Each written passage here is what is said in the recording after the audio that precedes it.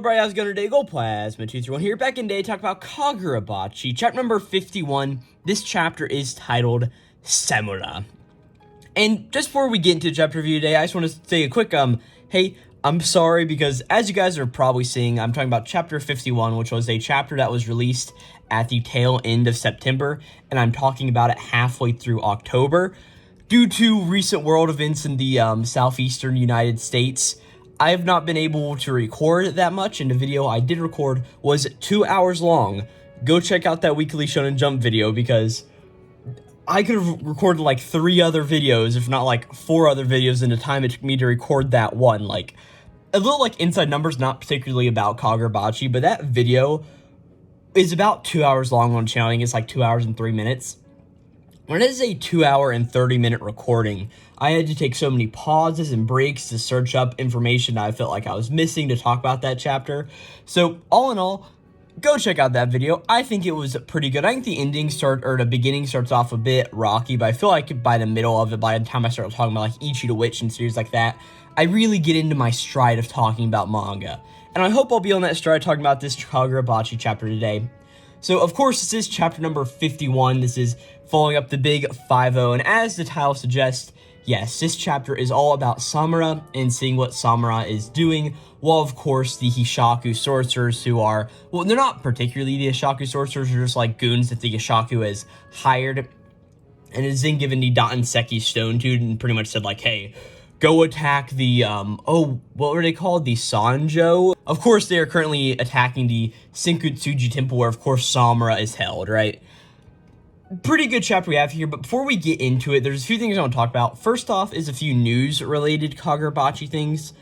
Number one, Kagurabachi had the issue cover of Weekly Shonen Jump this week. I'm currently talking about this chapter when chapter number 53 is currently out. And let me look up the number of this issue of Shonen Jump. I should have had this prepared before, but let's just go to Manga Plus real quick and just see the thing. Yeah. Number 46, Weekly Shonen Jump issue number 46 of 2022 has a Kagurabachi cover on it. Supposedly, I've heard the chapter 53 is absolutely amazing. I have not read it yet, just so I can sort of keep my thoughts on these chapter reviews here good as I go through it. And number 2, I think I was able to use it in the thumbnail of last video, or not the thumbnail, in the images of last video. But at the time of recording this video, Volume 4 has officially been released. Volume 4 pretty much covers the beginning of the Rakuzachi arc. It does not get to the very end where, of course, the Magatsumi blade is used by Hyora or any of that sort of deal. But it has the beginning of the whole, yes, the Rakuzachi is starting and here's what's going on, right? But now to actually talk about what happened last time in Kagurabachi, so we can talk about what happened this time in Kagurabachi. Last time was a chapter all about meeting Samura in the sort of Senkutusji temple. We mainly focused both Aruha and Hakuri, who were on the train, and they were heading towards the Senkutusji temple. Whenever they got off, 2 sorcerers came and approached them. We don't know either of these sorcerers' names, but is a more stockier guy, and then a woman who is presumably a healer, as we see her trying to heal Haruki's wounds, or not Haruki's wounds, but his sort of mind, so he can use his storehouse powers to grab the chain of blades. They ended up using a sorcery called a Mandala, which pretty much teleports the 4 of them all to the Senkutusji temple. We meet Samura sort of officially. Of course, we'd seen his image before, but we finally meet him. Understand what his deal is. Of course, he is a blind samurai who is apparently a god with the sword. We get more on that in this chapter, of course. I mean, this chapter is titled Samura, so we sort of have to get information about him. But, of course, pretty much the whole end of last chapter was, like, we get a little bit of flashback between Samura and a young Chihiro and Shiba, and eventually what ends up coming through is, of course, the Hishaku sorcerers who are using the Dattenseki stones to give them the cursed blade powers, pretty much suddenly appear out and start to attack all of our other characters at the Senkutusji temple. And the whole end of the chapter is pretty much Aruha saying, like, hey, Samura is so strong, if he was at the Kokugoku Hot Spring, nobody would have lost their life. Pretty much building up Samura to be in this, like, crazy important guy, which, as we'll see in this chapter, Samura is really, really awesome. So to move into the chapter itself, this chapter actually starts off and ends off in a flashback. And in between it has all of the other really dope action that's going on between the chapter as we see it, right? So we start off in a flashback with, of course, a younger Samura, a younger Shiba, and of course a very young Chihiro, who of course is training with the blade. This is presumably after we saw last time when, of course, Shiba took Chihiro out to the festival and they met Samura there. This sort of seems like this is after the fact. It's pretty much Shiba and Chihiro went on with Samura, and they are now at the whatever place that Samura is stationed right now. We don't necessarily know if this is a Senkutusji temple or where really that is, right? But we know it's Samura's place because the first thing that is said in this chapter is Shiba's pretty much like, hey, sorry Samura, sorry for busting in on your home like this today, right? And Samura's like, hey, don't be sorry, like, I'm the one who invited you here, like, don't get into any of that at all. Like, if I invited you here, you guys are I'm sorry, I just got very much distracted. My computer is a Windows computer, and I'm trying to talk about this chapter, but as I'm talking about it, I see on like the bottom bar of my Windows computer, I am on Windows 11, so I see down the corner where it's the right-hand corner, it's like all of the weather details and stuff.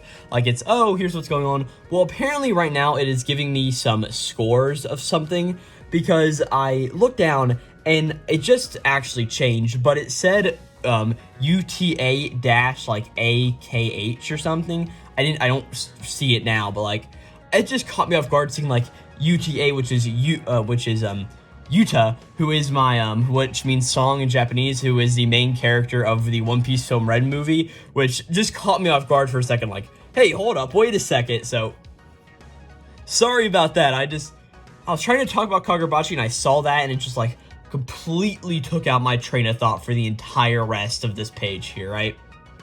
Hey guys, post-production Glowplasma 231 here. Sorry for having to cut in so many times here. I just don't think I could easily speak this chapter. I was getting very easily distracted.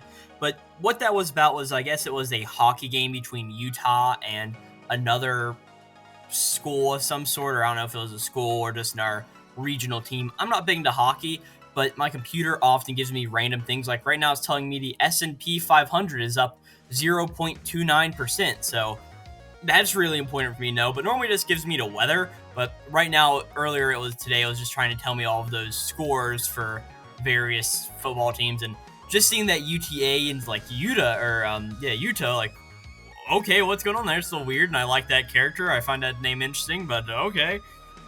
Back to the video now. I promise it's the only major tangent we go on in this video. The rest of it, pretty clear. But no, let's get back in chapter. Samura pretty much just saying like, hey, I'm the one who invited you. Don't get like all up behind my like, hey, we're not supposed to be here and all of that sort of deal, right? But Samura pretty much says like, hey, it's honestly really great to meet Rokuhira's son. Like, I'd like to do much more to him than just say hi. Like, how old is he currently? And pretty much Shiba just says like, hey, he's currently 14. To this, Samura says like, oh, that's awesome. Like, I wish I could see his face. And of course, hearing this, Shiba Shiba asks the very obvious question of, hey, Samura, can you remind me again why you blinded yourself? And Samura just says like, hey, well, I blinded myself mainly because of my beliefs. He says, worldly passions like anger and desire lead all humans to hell. They dull our judgment and our blade. In order to rid myself of those, I blinded myself. And Shiba hears this, and of course, of Samura's design, he's always holding a cigarette in his mouth. So of course, to this, Shiba just asks like, hey, well, isn't smoking a worldly passion? Of course, asking this because, of course, every time we have seen Samura, he has had a cigarette in his mouth, right? But to this, Samura just says like, hey, I don't like the cigarette. It's just a diversion for me. And Shiba says like, so do you just want to smoke the cigarette that bad? You're just making excuses for yourself, right? But to this, Samura just says again like, hey, but here's the thing. I don't smoke it, so it doesn't necessarily count, right? And Shiba, of course, hearing what Samura just said, just says like, yeah, I mean, I remember hearing you make the pledge back in the day after you blinded yourself. As we cut to a bit of like a gray panel, which of course is like, this is the sort of flashback into flashback.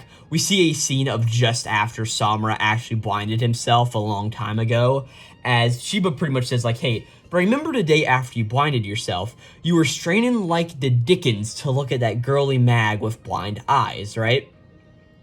And we pretty much see that Shiba's like, he's definitely trying to still look at all of those worldly passions and all of that sort of deal there, right? And Sheba just says, like, hey, and you'll occasionally give in to a smoke too, right? But Samura gets, like, pretty up and angry about this, as, like, Sheba just, like, keeps telling Samura, like, hey, but you did this, you did that, right? But Samura just says, like, hey, I'm telling you I won't. I swore to the Buddha, right? And then Sheba's like, hey, now you're getting mad, worldly passion my ass, pretty much, right? So the two of them have this really, really fun banter going back and forth, as we pretty much don't get, like, words and word bubbles, but just, like, small words on the page. As Samura's like, hey, I act on it so it doesn't count. Sheba's like, hey, what does that even mean it doesn't count, right? And Samura's just like, hey, and I don't see the girly mag, so it doesn't count either. I can still hold it in my hands. It's not bad like that, right? So two of them, as they're bantering back and forth, of course, a young Chihiro is standing behind them, sort of hearing this.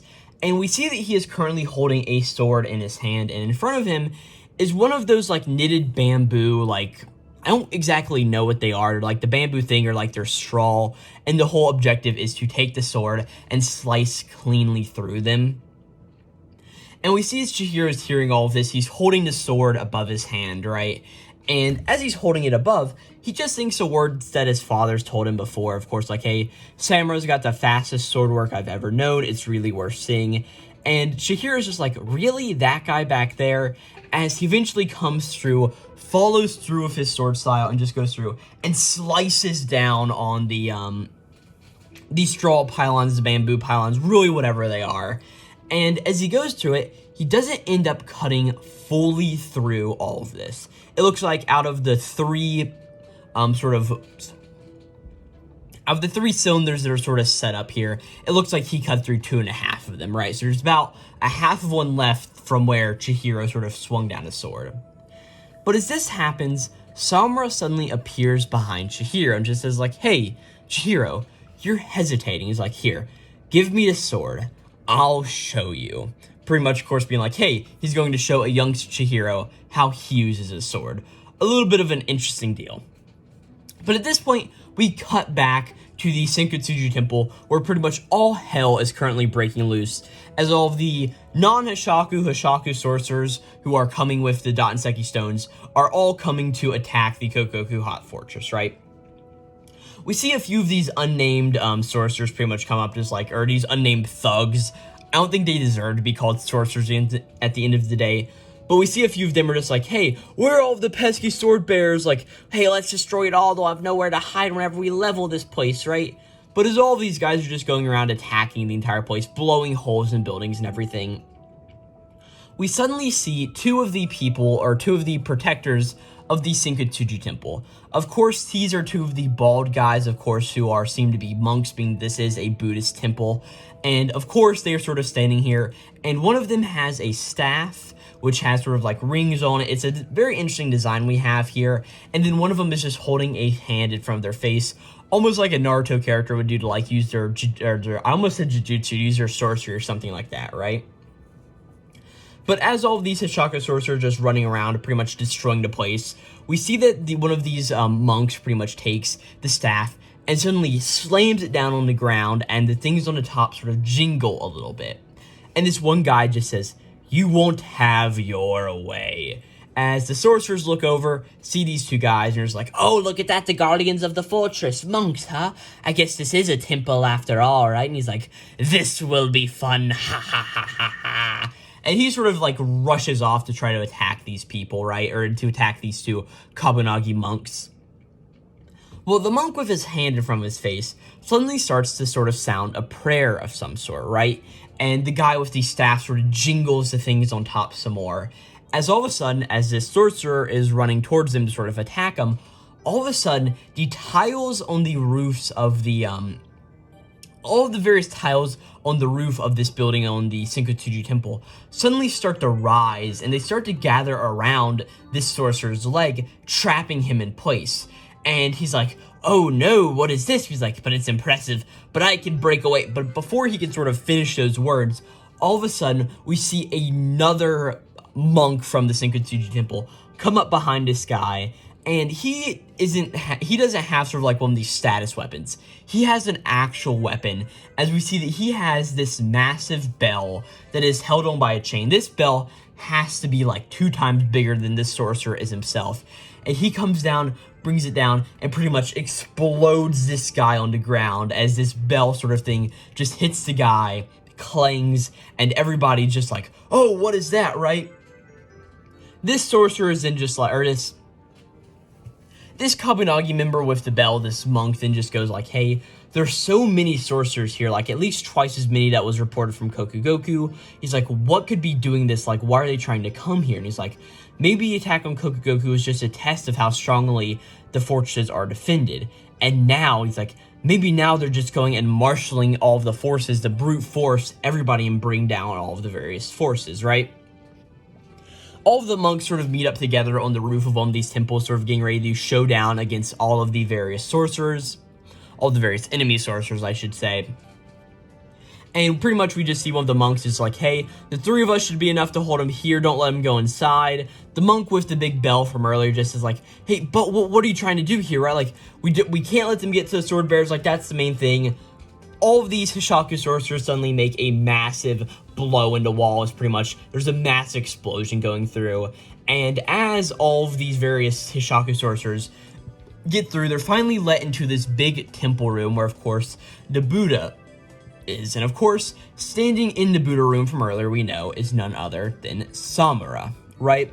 One of the monks sort of sees this and, like, yells at Samura, like, hey, Samura, what are you doing here? You've got to get out of here fast. Like, you're going to try to get you. Like, we can't let you die, right?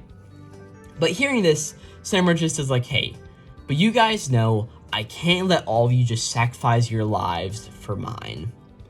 At this moment, we cut over to another scene, which is, of course, Aruha, Hakuri, and, of course, the 2 Mandela sorcerers inside the sort of healing room, right? Haruki just goes over some, like, establishing information, like, hey, Chihiro told me Samura was blind, but it seemed like to me that he could see, like, though he did mistake me for Chihiro earlier. So do you know, like, what's going on with that? Like, does he fight with his sense of smell? And the healer, this woman, pretty much just says, like, no, he can only use smell to detect old friends who he knows the sense of. He can't necessarily pinpoint where the enemy is. And a little bit of an interesting note, we see on Hakuri's forehead at this point, we see this interesting sigil on his head that presumably this healing sorcerer has put onto him, pretty much just to, like, this is the sorcerer, this is the healing sorcery that will amplify and speed up this nature of Haruki's healing so that he'll be more apt to use the storehouse and not sort of be suffering from burnout of his sorcery technique, right? So pretty much hearing this, Hakuri is just like, oh, like, okay, that's interesting. The bigger, more broader Mandela sorcerer suddenly walks in and just says like, hey, guys, this is bad. There's more than double of the forces that attacked the Kokugoku Hot Spring. And he's like, do you guys know where Samura is?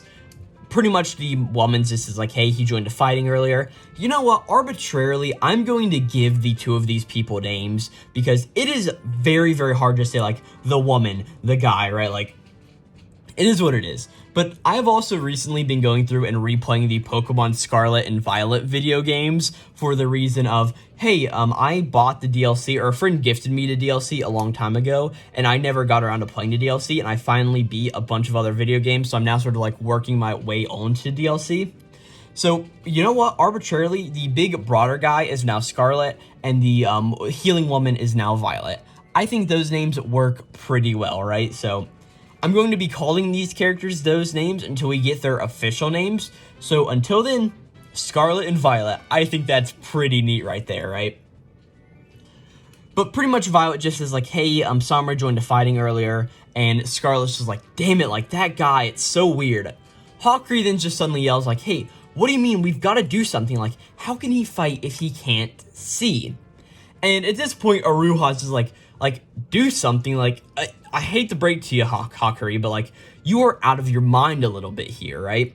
As Scarlet just says, like, hey, if he's fighting, the best thing to do is absolutely nothing. And Hakuri just hears this. He's like, what can you mean? Like, how is the best thing to do absolutely nothing? As we cut back into the Buddhist room where, of course, Samura is, and all of these various Hishaku sorcerers are sort of standing around there.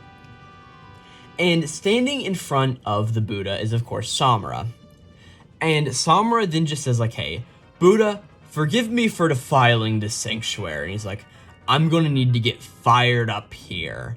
As he suddenly takes out a lighter out of his pocket and brings it up to the cigarette in his mouth. He suddenly lights the cigarette, and it almost seems like an instant. The entire cigarette is completely burned up. Like, everything but the filter is left in his mouth. Like, the ash hasn't even had time to fall out yet, right? A lot of the various Hishaku sorcerers are like, oh, look at this, a sword bearer taking us all on by himself. Like, this is a nice surprise. We'll actually be able to win here, and maybe the Hishaku leader will give us something in return.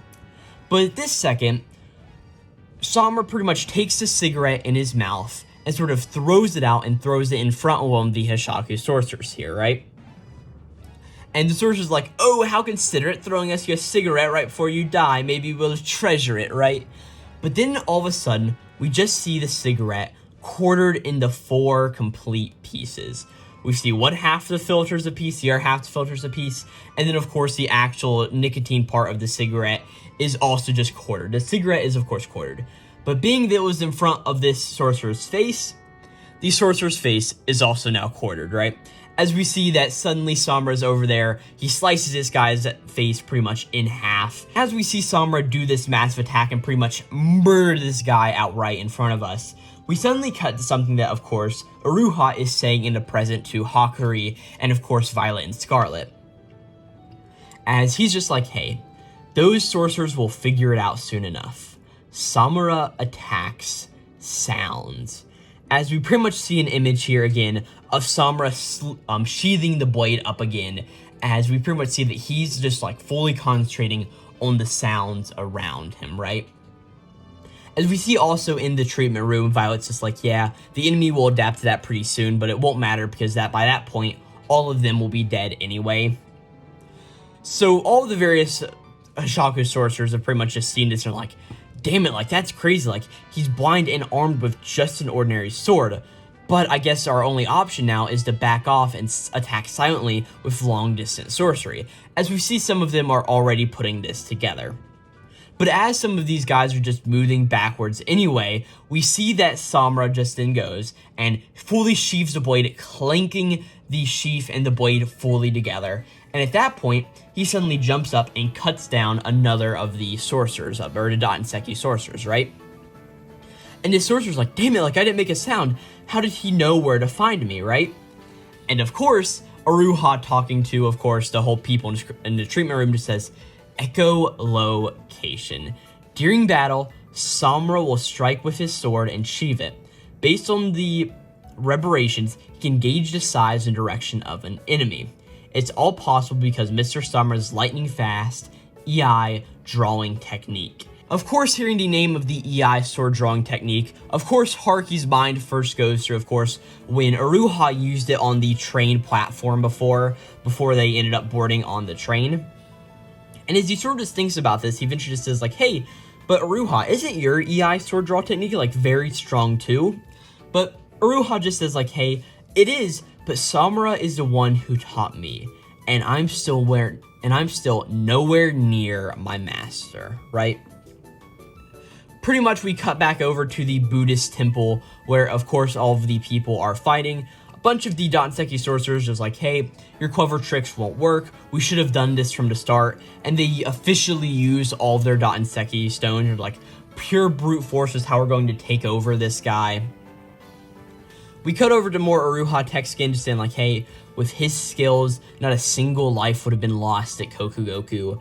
As we see these two Dotenseki sorcerers, as they approach Samura, Samura just like gets ready to swing his sword, just says like, hey, you poor chumps are headed straight to hell for all of your one-ton killing. And he goes through and just completely obliterates a bunch of these guys with his sword draw technique. We get this really awesome like 2-page spread on pages 16 and 17 of the chapter where we pretty much just see Samura using the sword. It looks just really, really cool. And at this point, we see, of course, one of the other monks in the temple is just drumming along and just praying to the Buddhist monk as all of this is going on. As we just see Samura just like, rats, He just is like, I guess I'm going to hell too. As of course he is standing in front of the Buddha statue, where of course he not only just killed a bunch of people, but he also just went through and smoked one of his cigarettes, being one of those unworldly desires that he was sort of condemning before, right?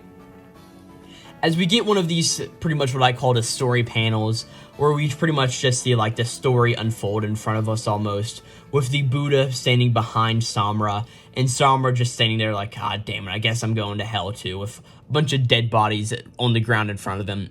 It looks like a really, really, really cool panel, all things considered, right? Well, with that, we have one page left to the chapter, and like I said, we start off this chapter with a flashback, and we end off this chapter with a flashback. As we cut back into this flashback, we see the pylons of the straw that were meant for sword cutter, or the sword testing pylons earlier. We see that the three of them are now in front of both Samura and Chihiro, and that there is a nice, perfect diagonal going down through them. As of course, the young Chihiro just says like, wow, amazing. As of course we understand this is the work of Samura, what Samura just did and showed this off to Chihiro at a young age. As we get a little bit of narration to end off this chapter of Kagurabachi. EI White Purity Style Master, Seichi Samura, contracted owner of the Enchanted Blade, Tobimune. And that is where we end off this chapter of Kagurabachi. This chapter is really awesome for a wide variety of reasons. We get this flashback in the beginning of the chapter sort of showing like, right, this is just like more Samura's funny dynamic, like he's a pretty cool guy. But we also learn, of course, and we get more reinforcement of this at the very end of the chapter, the whole idea of the EI White Purity Style Master, right? So of course, he uses the EI style that of course he's taught to Iruha and other characters, but he used it in a way that's like, hey, this is meant for the purity of the blade and like the purity of a person is what allows me to use this.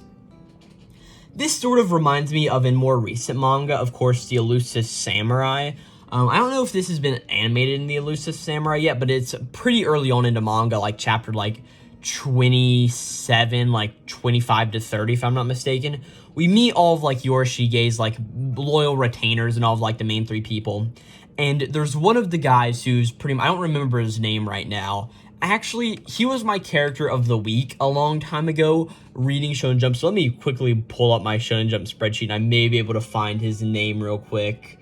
Yeah, okay. Uno Yukiyasu. Uno Yukiyasu. Pretty much his whole deal is like, hey, I am strong and I fight by pretty much channeling the devotion of my virginity into my blade.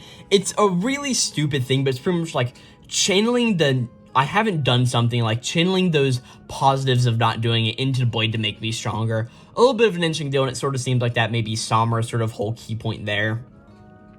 There's a very interesting point of like, all right, here's what the monk's powers are. I really like seeing that they can sort of like control the ceiling tiles and like maybe like a levitation or binding sorcery. And then of course the guy who comes in with the massive bell. Just a really cool general attack, all things considered, right? We don't really get much in the way of like what Scarlet, Violet, Hakuri, and Iruha are up to, more than just discussing like, hey, here's what's going on. We see the sigil on Hakuri's forehead, which is a little interesting, seeing that like, all right, what is this power that Violet has to be able to heal people with sorcery? Like, we don't really know what's mostly into it. Of course, Samura's fighting style is really, really cool, and pretty much his whole thing of like, hey, the Buddha, I'm going to hell because of all of this, also very interesting. But really most interesting what I find about this chapter is not only we have the full name of like, hey, Seichi Samura, an alright name, like not like the best name we've ever seen in a manga series, but like a pretty decent one, all things considered. This officially gives us a list of 5 of the 7 enchanted blades, right? Of course we have Inten, which is Chihiro's blade. We have the Cloud Gouge, which is originally owned by Misaka, and then Sojo was the other user that we saw of it in the series. Of course, the strongest enchanted blade, the Magatsumi blade, who of course we know the sword bearer is currently who's currently locked up in all of those seals somewhere in the world, right? And then of course there's Iruha, who owns the Kumeyori, and now we know that what Samura's blade is, which is of course the Tobimune. A little bit of an interesting deal there. We don't really know much about these swords, but learning sort of more about him slowly by surely, it is really, really, really, really fun. With that, I really don't have too much else to say about this chapter of Kagurabachi. I do really enjoy it. I really think that, like, the high points are really just, like, ending off in that flashback and ending off in that flashback, or starting and ending with the flashback, and then just, like, the Samura, like, hey, this is his power, this is his style. I imagine whenever this gets animated, this will be, like, a really cool moment of, like, this may start off the episode, and then right after Samura does it. I mean, it's just a cool, like, layout in the manga, so I can only imagine how animators will take on it in the future. Really good chapter through and through. But with that, thank you guys so very much for watching my Kagurabachi chapter review. Of course, this was chapter number 51. If you want to hear my thoughts on other Kagurabachi chapters, I've got about maybe like 6 to 7 other chapter reviews up on the channel. You can go check those out. I'll have a playlist linked in the description, and it'll also be an end card at the very tail end of this video where you can go check out the whole other playlist. So yep, that playlist will be linked in all of those various places. If you did like the video, hopefully you will mind supporting the channel in various ways. Of course, a nice subscription goes a long way, but if I haven't earned your subscription, don't subscribe yet. Hopefully I'll earn it in the future by doing more great Kagurabachi content or other series I do on the channel, like Oshi no Ko. But also, Oshi no Ko is currently ending, so that's in like a weird position where it's like, I want to continue to talk about like another weekly or like a bi-weekly manga series, but like I don't want to talk about like in our action series since like Kagurabachi's that. Either way, I need to find a series to replace Oshi no Ko, so maybe leave a comment down in the description down below on like what you think that series should be. But like a little support goes a long way. It really helps me out and just shows like, hey, you guys actually like these videos, so it's sort of worth me to actually go through and make them in the end of the day. But yeah, with that, thank you guys so very much for watching this Kagurabachi chapter number 51 video. It shouldn't be too long till the chapter 52 video's out. Like I said, I am recording this video almost 3 weeks late, so I need to catch up somehow. But yeah, thank you guys so very much for watching again. Of course, this was chapter number 51, titled Samura, and I will catch you guys next time with chapter number 52 of Kagurabachi. Thank you guys so very much for watching again, and this will be Glowplasma 231, signing out.